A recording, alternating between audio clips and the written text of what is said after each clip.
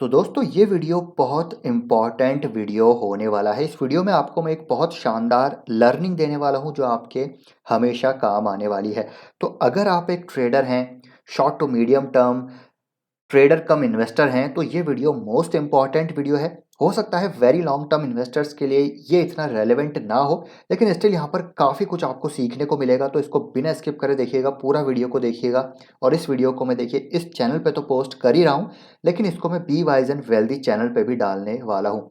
अब इस वीडियो में हम 8 स्टॉक्स को भी कवर करने वाले हैं, और ये 8 स्टॉक्स कौन सी अभी स्टेज में है, क्यों ये वीक स्टॉक्स नज़र आते हैं, हमको क्या करना है, वो सारी चीज़ें हम यहाँ पर समझने और सीखने की कोशिश करेंगे। तो पूरा वीडियो देखिएगा। तो देखिए, सबसे पहले हम यहाँ पर स्टेज एनालिसिस को सीखते हैं, और ट्रेडर्स के लिए मेरे हिसाब से काफ़ी इंपॉर्टेंट ये एनालिसिस होना चाहिए। और स्टेज एनालिसिस कहाँ से पॉपुलर हुआ है, तो स्टैन वाइनस्टाइन की एक बुक है secrets of profiting in bull and bear markets. इससे ये काफ़ी पॉपुलर हुआ है स्टेज एनालिसिस। तो अगर आप देखिए ट्रेडर हैं, आप परमानेंट यहाँ पर ट्रेडिंग करते हैं, तो मेरे ख्याल से आपको यहाँ पर ये बुक ज़रूर पढ़नी चाहिए, और इसमें भी स्पेशली स्टेज एनालिसिस आपको पढ़ना चाहिए। हालांकि मैंने भी पूरी बुक नहीं पढ़ी है, लेकिन कुछ पार्ट्स यहाँ पर मैंने पढ़े हैं, और स्टेज एनालिसिस को मैंने यहाँ पर समझने की पूरी कोशिश की है। और एक और बुक है देखिए, मार्क मिनर्वे की, इनफैक्ट दो बुक हैं, trade like a stock market wizard and think and trade like a champion, जहाँ पर वीसीपी पैटर्न के बारे में बताया है। तो वो भी पैटर्न आप सीखिए, काफ़ी इंपॉर्टेंट है वो। तो ये कुछ बुक्स हैं, आप पढ़ सकते हैं। अगर आपको माइंडसेट, अगर आप एक हार्डकोर ट्रेडर बनना चाहते हैं, तो उसके लिए माइंडसेट डेवलप करना काफ़ी ज़रूरी है, साइकोलॉजी डेवलप होनी ज़रूरी है। तो मार्क डगलस की एक बुक है ट्रेडिंग इन द जोन, वो काफ़ी अच्छी नज़र आती है। हालांकि मैंने पढ़ी नहीं है, लेकिन मेरे को काफ़ी जनों ने बताया, इसलिए आपको मैं बता रहा हूँ। ये कोई रिकमेंडेशन नहीं है, आपको पता है कि मैं कोई भी यहाँ पर दोस्तों मार्केटिंग, एडवर्टाइजिंग और कुछ भी यहाँ पर पेड नहीं है। तो मैं सिर्फ यहाँ पर आपको बता रहा हूँ सीखने के पर्पज़ से, ठीक है। चलिए अब बात करते हैं स्टेज एनालिसिस की। तो सबसे देखिए, पहला स्टेज, चार साइकिल्स है बेसिकली, मार्केट में साइकिल चलती है, stage one, stage two, stage three, stage four. तो ये साइकिल के डिफरेंट पार्ट्स है। तो पहला स्टेज होता है बेसिकली यहाँ पर एक्यूमुलेशन फेज, यानी कि इसको बेसिक एरिया भी बोल सकते हैं, जहाँ पर एक्यूमुलेशन होता है। यहाँ पर स्ट्रॉन्ग हमको बाइंग होती हुई देखने को मिलती है। धीरे धीरे जो इंस्टीट्यूशंस हैं, जो स्मार्ट मनी है, वो धीरे धीरे अच्छे स्टॉक को बाय करते हैं, ठीक है। धीरे धीरे बाय करते हैं। ये स्टेज लंबा चल सकता है, ऐसा नहीं है कि एक्यूमुलेशन हो रहा है तो 2 हफ्ते में एक्यूमुलेशन हो गया, स्टॉक भाग गया। हो सकता है कभी कभी 1 साल 2 साल भी ये स्टेज हमको चलती हुई देखने को मिले। तो यहाँ पर कभी हमको बाइंग नहीं करनी है। लॉन्ग टर्म इन्वेस्टर्स यहाँ पर डेफिनेटली बाय कर सकते हैं, लेकिन जो ट्रेडर्स हैं, जो इनका शॉर्ट टर्म का नज़रिया है, वो अगर बाय करेंगे तो हो सकता है उनका पैसा भैया 1 साल फंस जाए, 2 साल फंस जाए, क्योंकि कभी कभी स्टॉक कंसोलिडेशन में काफ़ी लंबे टाइम रहता है। तो बाइंग कहाँ करनी है हमको, हमेशा स्टेज टू में। और स्टेज टू में भी बाइंग कब करनी है, जब यहाँ पर एक अच्छा खासा हमको ब्रेकआउट देखने को मिले, 30 वीक मूविंग एवरेज के स्टॉक ऊपर जाए। 30 वीक मूविंग एवरेज को आप 200 डे मूविंग एवरेज भी मान सकते हैं, ठीक है। तो वो मैं प्रेफर करता हूँ 200 डे मूविंग एवरेज। और जब इसके स्टॉक ऊपर चला जाए, अच्छा सिग्निफिकेंट वॉल्यूम के साथ स्टॉक ब्रेकआउट दे, तब हमको यहाँ पर बाइंग करनी है। अब स्टेज टू देखिए कितना भी लंबा चल सकता है। स्टेज टू में भी आपको कंसोलिडेशन जोन देखने को मिलेंगे। फिर यहाँ पर उस कंसोलिडेशन का ब्रेकआउट होगा, तो स्टेज टू में भी कंटिन्यूएशन पैटर्न हमको देखने को मिलते हैं। तो ये एक्यूमुलेशन फेज हो गया स्टेज वन। स्टेज टू हो गया बेसिकली, इसको आप एडवांस स्टेज बोल सकते हैं, या फिर रन अप स्टेज या मार्कअप फेज भी कह सकते हैं, अप ट्रेंड में जो हमको देखने को मिलता है। तो ये हो गया स्टेज टू, और बाइंग हमेशा स्टेज टू में ही की जाती है। अब स्टेज थ्री आ गया, देखिए यहाँ पर डिस्ट्रीब्यूशन फेज। यहाँ पर माल चिपकाया जाता है बेसिकली, ठीक है, माल बेचा जाता है ऊंचे प्राइसेस पे। जब यहाँ पर वैल्यूएशन बहुत ज़्यादा हाई हो जाते हैं, जब यहाँ पर ब्रॉडर मार्केट, जो ओवरऑल मार्केट का ट्रेंड है वो वीक है, तो यहाँ पर डिस्ट्रीब्यूशन होना शुरू हो जाता है, ठीक है। यहाँ पर ऐसा नहीं कि एकदम से गिरावट हो जाती है, यहाँ पर डिस्ट्रीब्यूट किया जाता है माल को धीरे धीरे, मेनली रिटेलर्स को चिपकाया जाता है। तो वो डिस्ट्रीब्यूशन यहाँ पर फेज होता है स्टेज थ्री, ठीक है। और स्टेज फोर मतलब कि अब स्टॉक डाउन ट्रेंड में आ गया। और डाउन ट्रेंड में कब आता है स्टेज में, और स्टेज फोर कब मानी जाती है बेसिकली, जब 30 वीक मूविंग एवरेज या फिर 200 डे मूविंग एवरेज के नीचे क्लोजिंग होती है, और हैवी वॉल्यूम्स के साथ गिरावट होती है, तो फिर स्टेज फोर में स्टॉक आ जाता है। अब स्टेज फोर में भी कभी कभी हमको यहाँ पर डिस्ट्रीब्यूशन होता हुआ देखने को मिलता है, एक बेस बनता हुआ नजर आता है, ठीक है। फिर उसके बाद फिर से ब्रेक डाउन हो जाता है, तो इसको रीडिस्ट्रीब्यूशन या फिर बेड बेड ट्रैप भी आप कह सकते हैं। और फिर इसके बाद आता है stage one, again stage one, again से फिर से साइकिल रिपीट्स, ठीक है। तो स्टेज वन, देन ब्रेकआउट, फिर स्टेज 2 अप ट्रेंड, फिर स्टेज 3, ऐसे चलता है, ठीक है, ऐसे चलता है। तो ये आपको स्टेज एनालिसिस को प्रैक्टिस कीजिए। अभी अभी हम इस 8 स्टॉक्स भी देखने वाले हैं, उसमें हम समझेंगे कि किस तरीके से स्टेज यहाँ पर काम करती है। तो इसमें मेनली हमको सीखने वाली बात क्या है कि स्टेज 3 का जब ब्रेकडाउन होता है, स्टेज 4 में हमको माल को बेचना होता है, स्टेज 2 में माल को खरीदना होता है, और वहाँ पर ये भी देखना होता है कि ओवरऑल मार्केट का ट्रेंड कैसा है, उस सेक्टर में जिस स्टॉक में आप बाइंग कर रहे हैं उस सेक्टर की रिलेटिव स्ट्रेंथ कैसी है। ऐसा नहीं होना चाहिए कि सिर्फ एक स्टॉक भाग रहा है और पूरे सेक्टर में एक रिलेटिव स्ट्रेंथ वीक नज़र आ रही है। तो ये सारी चीज़ें भी देखनी पड़ती है। कंडीशंस हर जगह है। देखिए कंडीशन स्टेज 3 की क्या है, ब्रेकडाउन होने के बाद ही स्टेज 4 होता है। हो सकता है स्टेज 3 यहाँ पर ये भी स्टेज 3 है, क्योंकि स्टेज 3 में ऊपर की साइड ब्रेकआउट हो गया तो वो स्टेज 2 कंटिन्यूएशन पैटर्न ही हो जाता है। तो ये सारी चीज़ें सीखने वाली है। ब्रेकडाउन होता है तो स्टेज 4 स्टेज 3 अगर यहाँ पर ब्रेकआउट होता है तो स्टेज 2 कंटिन्यूएशन उसको कहते हैं। स्टेज 3 तभी माना जाएगा जब 200 डे मूविंग एवरेज के नीचे ब्रेकडाउन होगा वॉल्यूम्स के साथ, और यहाँ पर स्टेज 4 उसको स्टेज 3 फिर उसको कंसिडर किया जाएगा, और फिर वो स्टॉक जो है 200 डे मूविंग एवरेज के नीचे ट्रेड करता है तो वो स्टेज 4 में रहता है। फिर यहाँ पर स्टेज 1 तभी माना जाएगा जब यहाँ पर 200 डे मूविंग एवरेज के ऊपर स्टॉक आ जाए ब्रेकआउट के साथ। यहाँ पर हमको कंसोलिडेशन के बाद अच्छा खासा वॉल्यूम्स, यहाँ पर एक्यूमुलेशन के वॉल्यूम्स भी देखने को मिलते हैं, जो आपको मैं बताता हूँ, अभी हम देखेंगे। तो ये स्टेज 1 कहलाता है। तो ये है स्टेज एनालिसिस। बाकी इसको आप और प्रैक्टिस कर सकते हैं। जितना प्रैक्टिस करेंगे ना उतना ज़्यादा कंठस्थ होती है चीज़ें। ऐसा नहीं है कि आज आपको मैंने ये बता दिया तो आज ही आप सीख जाएंगे, ऐसा नहीं है। जितने चार्ट्स आप रीड करेंगे, अब जैसे मैं दिन भर में पता नहीं कितने चार्ट्स यहाँ पर रीड करता हूँ, जो मेरी वॉच लिस्ट है यहाँ पर कम से कम 100-200 स्टॉक्स है। मैं देखता रहता हूँ कौन सा चार्ट कैसा नज़र आ रहा है, उसी हिसाब से फिर आपके सामने मैं स्टॉक्स ले आता हूँ। ठीक है, मैं सर्च करता रहता हूँ स्टॉक्स को। तो वहाँ पर मुझे जो चार्ट अच्छे लगते हैं बाइंग वाले, वही आपके साथ शेयर करता हूँ। इसलिए मैं अप ट्रेंड के स्टॉक क्यों बोलता हूँ आपको बाइंग कीजिए। पहले तो देखिए अप ट्रेंड होता है स्टॉक में अच्छा खासा, उसके बाद कंसोलिडेशन होता है, उसके बाद ब्रेकआउट स्टॉक्स आते हैं फिर। अब ऐसा नहीं कि मैं आपको ये स्टॉक बता रहा हूँ कि भाई कंसोलिडेशन के बाद यहाँ पर ब्रेकडाउन हो गया फिर बाय कीजिए, ऐसा नहीं। तो ये प्रैक्टिस कीजिए, पढ़िए चार्ट्स। जितना आप पढ़ेंगे, जितना चार्ट्स को आप एनालाइज करेंगे, तो आपको ये चीज़ें समझ में और बेहतर ढंग से आएगी। मार्केट में टाइम देना ज़रूरी है। बिना टाइम दिए कुछ भी चीज़ हम नहीं सीख सकते, चाहे इन्वेस्टिंग हो चाहे ट्रेडिंग हो। अब चलिए पहले स्टॉक के बारे में बात करते हैं कि कौन से स्टेज में है वो देखते हैं। तो सबसे पहला दोस्तों स्टॉक है लॉरस लैब। अब ये है स्टेज 3 में, ठीक है। स्टेज 2 में है बेसिकली, सॉरी स्टेज 3 में है। वो मैं क्यों कह रहा हूँ, क्योंकि देखिए 200 डे मूविंग एवरेज के नीचे स्टॉक यहाँ पर आ चुका है। स्टार्टिंग ऑफ स्टेज 3 है ये, ठीक है, स्टार्टिंग ऑफ स्टेज 3 है। क्यों मैं ऐसा कह रहा हूँ, क्योंकि यहाँ पर देखिए अभी भी एक ज़बरदस्त सपोर्ट है, डिमांड जोन है। यहाँ से स्टॉक अगर सपोर्ट लेकर, क्योंकि पहले भी गया है, देखिए यहाँ पर पहले भी स्टॉक ने एक शानदार यहाँ पर ब्रेकआउट हुआ था, और एक कंटिन्यूएशन स्टेज 2 था। ये देखिए स्टेज 2 यहाँ पर जो है कंसोलिडेट किया स्टेज 2 में, फिर ब्रेकआउट हुआ। ये कंटिन्यूएशन है, स्टेज 2 कंटिन्यूएशन है, ठीक है। अब ये स्टेज 2 ही है, और ये स्टेज 2 में भी लंबा कंसोलिडेशन हो रहा है। जब यहाँ पर एक ब्रेकडाउन हमको यहाँ पर ब्रेकआउट होता हुआ देखने को मिलेगा, 200 डे मूविंग एवरेज के ऊपर स्टॉक आएगा, करीब इन लेवल के ऊपर जाएगा, तब स्टेज 2 कंटिन्यूएशन होगा। लेकिन अभी स्टेज 3 है, क्योंकि 200 डे मूविंग एवरेज के नीचे है।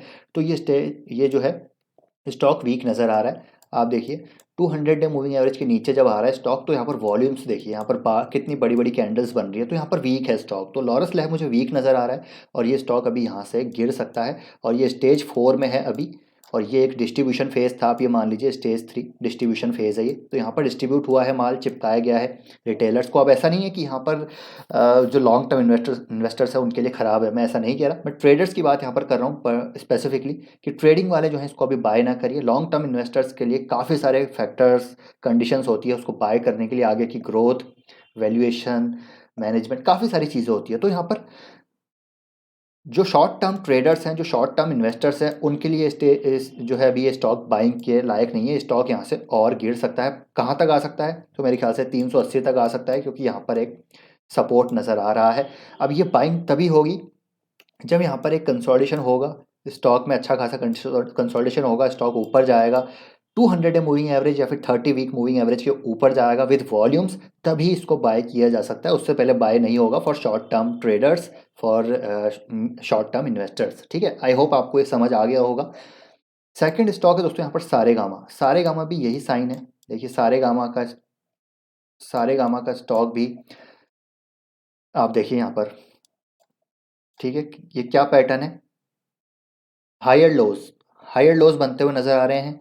लोअर लोज बनते हुए यहाँ पर नज़र आ रहे हैं। और यहाँ पर स्टॉक 200 डे मूविंग एवरेज के नीचे है, 50 डे मूविंग एवरेज के नीचे है, तो ये भी स्टेज 4 का ही पार्ट है। ठीक है, स्टेज 4 का ही पार्ट है। और यहाँ पर ये अभी स्टॉक और गिर सकता है। वॉल्यूम्स के साथ यहाँ पर देखिए स्टॉक में गिरावट हो रही है, तो यहाँ पर ये स्टॉक अभी स्टेज 4 का पार्ट है, तो इसको भी आप अभी बाय मत कीजिए। इसको बाय कब करना है? Stage 1 breakout, 200 day moving average का ब्रेकआउट, उसके बाद बाय होगा for short term investors. Long term के लिए यहाँ पर अलग कंडीशंस है, जिसको अभी हम यहाँ पर डिस्कस नहीं करेंगे। थर्ड स्टॉक है दोस्तों यहाँ पर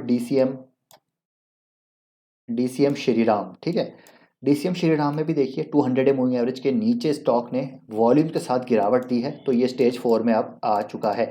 स्टेज 4 में आ चुका है, एक मेजर अपने सपोर्ट जोन को यहाँ पर ब्रेक डाउन दे चुका है, तो ये डिस्ट्रीब्यूशन फेज था, यहाँ पर डिस्ट्रीब्यूट हो चुका है माल और ये अब नीचे की तरफ प्रस्थान कर चुका है, तो ये भी अब स्टेज 4 में आ चुका है, तो इसको भी आप अवॉइड कीजिए।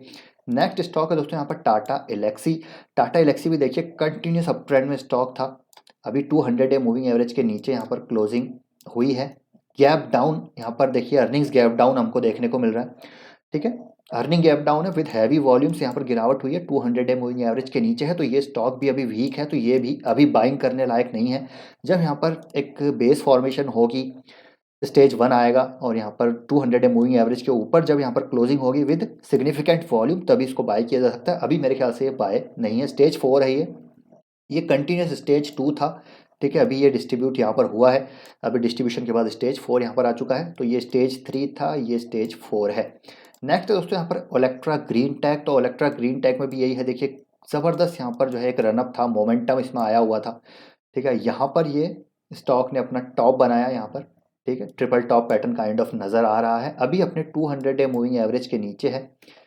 यहाँ पर देखिए बड़ी बड़ी कैंडल्स हमको देखने को मिल रही है। एक मेजर यहाँ पर डिमांड जोन था, उसका भी यहाँ पर ऑलमोस्ट ब्रेक डाउन हो चुका है, हालांकि अभी अपने डिमांड जोन के आसपास ही है। अगर मैं देखूँ तो ये जो है बेसिकली देखिए, यहाँ पर मैं अगर बताऊँ तो आपको ये पूरा इसका डिमांड जोन है। ठीक है, ये पूरा इसका डिमांड जोन है, ये पूरा इसका डिमांड जोन है, तो जैसे ही यहाँ से नीचे जाएगा, इनफैक्ट ये यहाँ तक इसका डिमांड जोन है, इससे जैसे ही नीचे जाएगा और इसमें गिरावट हो सकती है, तो यहाँ पर सप्लाई बढ़ती हुई देखने को मिल सकती है, क्योंकि जैसा मैंने बोला स्टेज 4 है, स्टेज 4 में यहाँ पर सेलर्स ज़्यादा एक्टिव रहेंगे, बायर्स यहाँ पर कम रहेंगे, तो यहाँ पर स्टॉक और गिर सकता है। ओलेक्ट्रा ग्रीन टेक से भी दूर रहिए, कोई सपोर्ट यहाँ पर आसपास तो नज़र नहीं आ रहा, ये भी काफ़ी गिरावट दिखा सकता है। नेक्स्ट दोस्तों यहाँ पर EKI एनर्जी, काफ़ी हॉट स्टॉक, काफ़ी पॉपुलर स्टॉक है ये, क्योंकि जो इसने पैसा बना के दिया है निवेशकों को, अमेजिंग। लेकिन अब देखिए कितना ज़बरदस्त यहाँ पर डिस्ट्रीब्यूशन चल रहा है इस स्टॉक में, लगातार यहाँ पर जो है माल चिपकाया गया है, और अभी 200 डे मूविंग एवरेज के स्टॉक नीचे आया है, वॉल्यूम्स के साथ यहाँ पर जो है स्टॉक में इस टाइम पे गिरावट हुई थी, फिर थोड़ा सा यहाँ पर एक काइंड ऑफ आप कह सकते हैं कि डिस्ट्रीब्यूशन, देखिए डिस्ट्रीब्यूशन में भी रीडिस्ट्रीब्यूशन होता है, जो कि आप बेयर ट्रैप भी कह सकते हो, तो यहाँ पर एक बेयर ट्रैप बनाने की कोशिश की गई, स्टॉक ऊपर गया है, तो यहाँ पर बेयर ट्रैप बनता हुआ नजर आया, लेकिन स्टॉक में फिर से हैवी वॉल्यूम के साथ गिरावट हो रही है। अब यहाँ पर देखिए मान सकते थे कि चलिए इस स्टॉक में जो है एक बाइंग डेवलप हुई थी। ठीक है, 200 डे मूविंग एवरेज के ऊपर आ चुका था, यहाँ पर हम मान सकते थे कि यार ये स्टेज 1 वापस से शुरू हो चुकी है, लेकिन स्टॉक में फिर से गिरावट हो गई, तो यहाँ पर फिर से बेच के निकली है। देखिए कहने का मतलब ये है कि बाइंग और एग्जिट, ठीक है, ये बहुत इंपॉर्टेंट पार्ट है किसी भी ट्रेडर के लिए। आपको अगर बाइंग के इंडिकेशन मिलते हैं तो बाइंग कीजिए, अगर आपको जो है एग्जिट के इंडिकेशन मिल रहे हैं तो एग्जिट कीजिए। यहाँ पर कोई भी इमोशंस अटैच नहीं होने चाहिए, और इसलिए मैं बोलता हूँ कि ट्रेडर्स को माइंडसेट और साइकोलॉजी डेवलप करना काफ़ी इंपॉर्टेंट है, अपने जो ट्रेडिंग प्रिंसिपल्स हैं उनको फॉलो करना काफ़ी ज़रूरी है। यहाँ पर हर बार हर चीज़ें 100% जो है ट्रेडिंग रूल्स और जो पैटर्न्स है, एनालिसिस है, हमेशा फॉलो जो है हमेशा 100% काम नहीं करेंगे, लेकिन हाँ 80 to 90% यहाँ पर काम करेंगे, और हमको सिर्फ ट्रेडिंग में 60% का यहाँ पर सक्सेस रेट लेके चलना है, तो हम काफ़ी बड़ा पैसा बना सकते हैं। ऐसा नहीं कि हम 100% हमेशा सक्सेसफुल होंगे। अब देखिए इस केस में क्या हुआ है, स्टॉक ऊपर गया तो यहाँ पर इसका मतलब ये हो गया कि यार यहाँ पर अच्छी बाइंग हो जाएगी, लेकिन स्टॉक फिर से नीचे आ गया, तो यहाँ पर बेयर ट्रैप इसको आप कह सकते हैं, यहाँ पर बेयर ट्रैप हमको देखने को मिला। लेकिन जब ये नीचे आया तो फिर से हमको बेच के निकलना है। इसका मतलब ये नहीं है कि हम जो है इमोशनली अटैच हो गए हैं। तो यहाँ पर ये स्टॉक वीक नज़र आ रहा है, और जब तक यहाँ पर वापस से ऐसे संकेत नहीं आएंगे स्टेज 1 के 200 डे मूविंग एवरेज के ऊपर स्टॉक नहीं जाएगा, तब तक इसको फिर से बाय अभी नहीं करना है। नेक्स्ट है दोस्तों यहाँ पर टाटा पावर। टाटा पावर में भी देखिए बढ़िया रनअप आया, गजब का रनअप। ठीक है, स्टेज 2 का जो है ये अप ट्रेंड था, एक एडवांस स्टेज थी, उसके बाद कहीं ना कहीं ये स्टेज 3 डिस्ट्रीब्यूशन यहाँ पर हो रहा है। टाटा पावर वीक नज़र आ रहा है, हालांकि अभी क्लोजिंग जो है इसकी ऑलमोस्ट 200 डे के आसपास ही है, क्लोजिंग नहीं दी है, लेकिन यहाँ पर पूरे पूरे संकेत बनते हुए नज़र आ रहे हैं। तो इसको आप एनालाइज कीजिएगा। देखिए मेरे हिसाब से ये डिस्ट्रीब्यूशन यहाँ पर हुआ है।